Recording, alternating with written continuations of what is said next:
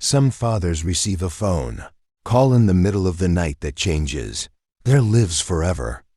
I didn't. Instead, I endured 3 days of complete silence, and that silence almost destroyed me before my own sons ever said a single word. Do you know what it feels like to love someone so deeply that the fear of losing them consumes every thought?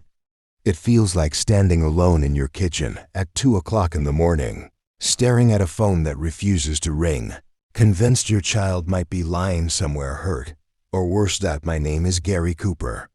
I'm 52 years old, and I own a company in Ohio that repairs and calibrates life-saving hospital equipment.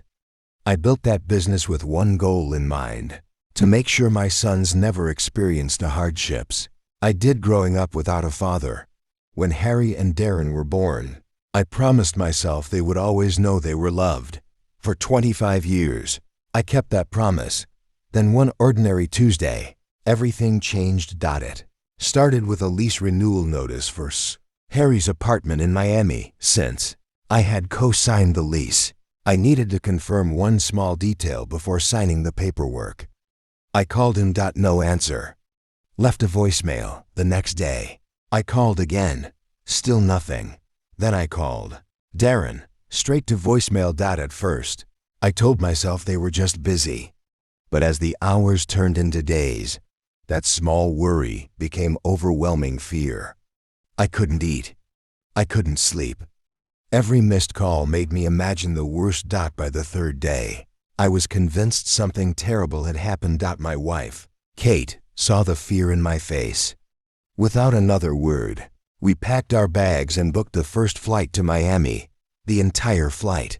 Neither of us spoke much. We were both praying that our sons were safe. When we finally reached Harry's apartment, I expected silence. Instead, I heard music. Laughter. People celebrating. Relief washed over me until Harry opened the door.